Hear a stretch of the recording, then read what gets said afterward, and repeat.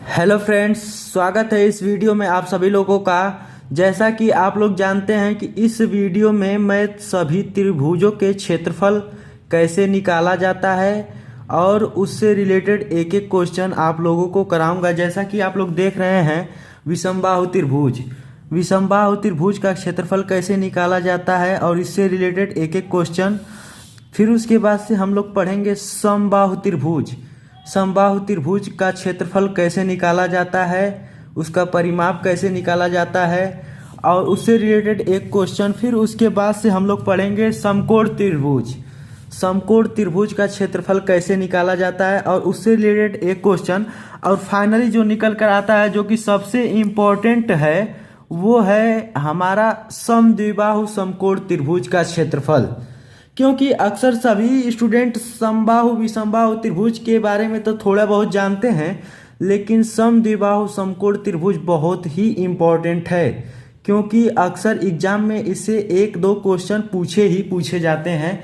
तो चलिए आज हम लोग त्रिभुज के सारे कॉन्सेप्ट को क्लियर करेंगे और आप लास्ट तक हमारे वीडियो को देखिएगा, क्योंकि इस वीडियो को देखने के बाद आपको ऐसा लगेगा कि आपसे ऐसा कोई क्वेश्चन नहीं होगा जो त्रिभुज से रिलेटेड हो जो छूट जाए। ठीक है, तो चलिए सबसे पहले हम लोग जानते हैं विषमबाहु त्रिभुज का क्षेत्रफल कैसे निकाले जाते हैं। तो विषमबाहु त्रिभुज का क्षेत्रफल निकालने से पहले सबसे पहले उसका सेमी पेरीमीटर यानी अर्ध परिमाप निकालते हैं।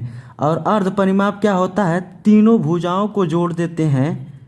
जैसे कि तीनों भुजाएं दिया है, ये ए सेंटीमीटर, ये बी सेंटीमीटर और ये सी सेंटीमीटर।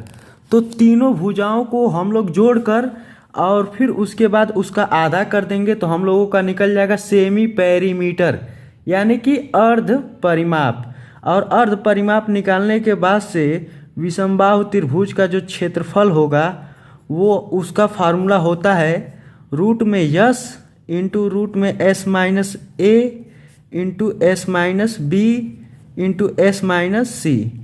इसका प्रयोग करके क्षेत्रफल निकालेंगे। तो जैसा कि आप देख रहे हैं, हमारा पहला क्वेश्चन है कि यदि त्रिभुज की लंबाई 15 सेंटीमीटर, 13 सेंटीमीटर तथा 14 सेंटीमीटर भुजाएं हैं तो त्रिभुज का क्षेत्रफल बताओ। मतलब कि यदि किसी त्रिभुज की लंबाई 15 सेंटीमीटर, 13 सेंटीमीटर और 14 सेंटीमीटर भुजाओं वाली दी गई है तो उस त्रिभुज का क्षेत्रफल कैसे निकालते हैं। तो सबसे पहले हम लोग क्या करेंगे कि तीनों भुजाओं को जोड़ लेंगे। जैसे कि 15 centimetre plus 13 centimetre plus 14 centimetre, तो तीनों भुजाओं को हम लोग जोड़ते हैं 15 प्लस 13 प्लस 14 और इसको जोड़कर आधा कर देंगे तो ये हमारा निकल कर आएगा सेमी पेरीमीटर। 15 13 28, 28 14 42, अब 42 का आधा करेंगे तो आपका निकल कर आएगा 21 सेंटीमीटर। ये हमारा निकल कर आता है सेमी पेरीमीटर यानी अर्ध परिमाप। और फिर उसके बाद से त्रिभुज का क्षेत्रफल वाला फार्मूला है, ये वाला हम लोग यूज करेंगे। और फिर उसके बाद से निकालेंगे 21 into 21 minus 15 into 21 minus 13 into 21 minus 14, इतना हम लोग निकाल लेंगे। और फिर उसके बाद से इसका गुणनखंड करके छोटे लेटर्स में बदलेंगे। जैसे कि 21 को 7 गुणे 3 लिख सकते हैं और ये 15 में से 21 में से 15 जाएगा तो आपका 6 निकल कर आ जाएगा, जिसे 3 गुणे 2 लिख सकते हैं। और 21 में से 13 जाएगा तो 8 निकल कर आएगा, जिसे 2 गुणे 2 गुणे 2 लिख सकते हैं। और फाइनली ये 14 21 में से निकल कर आएगा तो बचेगा 7, जिसे 7 लिख सकते हैं। अब इसको हम लोग कड़ी से बाहर निकाल लेते हैं और फिर देखते हैं 7 2 है तो एक 7 बाहर निकल कर आ जाएगा, 3 2 है तो एक 3 बाहर निकल कर आ जाएगा और 2 2 यहाँ और 2 2 यहाँ है तो 2 2 बाहर निकल कर आ जाएंगे। तो इस तरह हो जाएगा 7 गुणे 3 गुणे 2 गुणे 2, तो 7 त्रिके 21 दूना 42 दूना के 84। तो फाइनली हमारा जो विषमबाहु त्रिभुज का क्षेत्रफल निकल कर आया वो हो जाएगा 84 वर्ग सेमी। इतना आप लोगों को समझ में आ गया कि विषमबाहु त्रिभुज का क्षेत्रफल कैसे निकाला जाता है। चलिए अब हम लोग देखेंगे समबाहु त्रिभुज का क्षेत्रफल। समबाहु त्रिभुज का क्षेत्रफल कैसे निकाला जाता है। तो सबसे पहले समबाहु त्रिभुज का क्षेत्रफल का जो फार्मूला होता है उसको लिख लेते हैं √3/4 इंटू ए स्क्वायर। इस फार्मूला को याद रखिएगा क्योंकि ये समबाहु त्रिभुज का क्षेत्रफल का फार्मूला है और अक्सर इससे भी एग्जाम में पूछा जाता है। फिर उसके बाद चलिए क्वेश्चन करते हैं। क्वेश्चन दिया है एक समबाहु त्रिभुज का क्षेत्रफल 25√3 वर्ग सेंटीमीटर है, तो त्रिभुज की भुजा ज्ञात कीजिए। मतलब कि त्रिभुज का क्षेत्रफल दे दिया है और फाइनली त्रिभुज की भुजा निकालना है। तो इसी फार्मूले रखेंगे। त्रिभुज का क्षेत्रफल कितना दिया है 25√3 और फिर उसके बाद फार्मूला यूज करेंगे √3/4 इंटू ए स्क्वायर। ये √3 से √3 कट जाएगा और 25 का गुणा इसमें करेंगे तो 100, 25 चौको 100 और ए स्क्वायर है इधर आएगा तो आपका त्रिभुज का एक भुजा की लंबाई निकल कर आएगी 10 सेंटीमीटर। इतनी बातें, ये आंसर हो जाएगा। इतनी बातें आप लोगों को समझ में आ गई कि समबाहु त्रिभुज का क्षेत्रफल कैसे निकालते हैं। एक नंबर का एक लाइन में आपको समझ में आ जाएगा। इतना शॉर्ट ट्रिक मैं आपको समझा रहा हूँ, एकदम एक लाइन में समझ में आ जाएगा। चलिए अब आपको दिखाता हूँ। अब जानते हैं समकोण त्रिभुज का क्षेत्रफल कैसे निकाला जाता है। तो सबसे पहले हम समकोण त्रिभुज की बातें होती है तो पाइथागोरस प्रमेय लगाते हैं, जो कि है कर्ण का स्क्वायर इक्वल टू लंब का स्क्वायर प्लस आधार का स्क्वायर।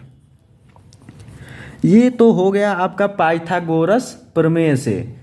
फिर उसके बाद से समकोण त्रिभुज का जो क्षेत्रफल होता है उसका फार्मूला आपका होता है 1/2 गुणे आधार गुणे ऊंचाई। ये आपका आ जाता है समकोण त्रिभुज का क्षेत्रफल। चलिए अब क्वेश्चन करते हैं। क्वेश्चन आपका दिया है कि एक समकोण त्रिभुज का लंब 6 सेंटीमीटर तथा आधार 8 सेंटीमीटर है, तो कर्ण की लंबाई बताइए। इसमें हम लोग कर्ण की लंबाई तो बताएंगे ही, फिर उसके बाद से त्रिभुज का क्षेत्रफल भी ज्ञात करेंगे। तो कर्ण की लंबाई पूछा है तो फार्मूला लगा दीजिए कर्ण का स्क्वायर इक्वल टू लंब का स्क्वायर। लंब दिया है 6 सेंटीमीटर, यानी कि ये जो लंब है ये आपका दिया है 6 सेंटीमीटर। तो 6 सेंटीमीटर दिया है तो इसको 6 का वर्ग करेंगे तो हो जाएगा 36। और फिर उसके बाद आधार, यानी कि ये आधार आपका दिया है 8 सेंटीमीटर, तो इसका वर्ग करेंगे तो हो जाएगा 64।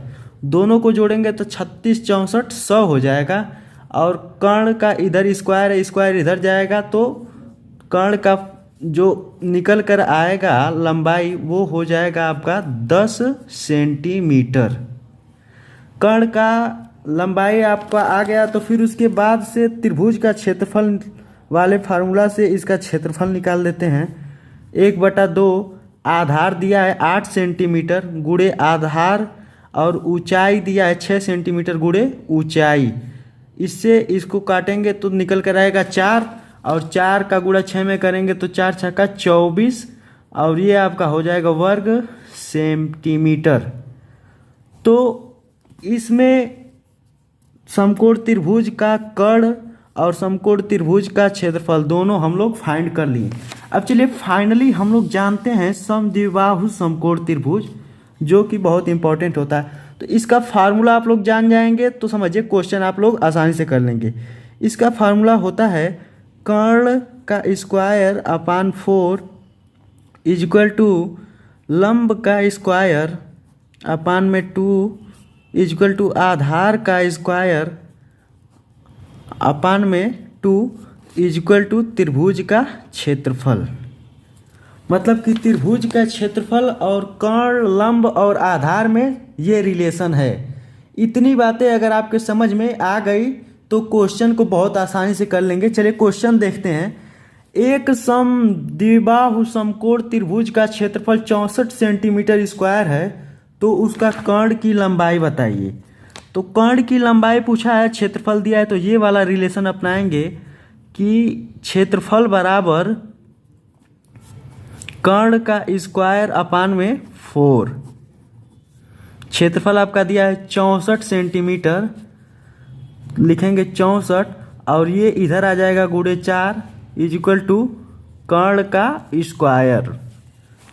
अब कर्ण का स्क्वायर है, ये स्क्वायर इधर जाएगा तो ये कर्णी में आ जाएगा, और जब कर्णी में आ जाएगा तो यहाँ से निकल कर आएगा 8 और यहाँ से निकल कर आएगा 2। तो फाइनली जो कर्ण की लंबाई होगी वो हो जाएगी 8 दूना के 16, यानी कि कर्ण की लंबाई निकल कर आ गई 16 सेंटीमीटर।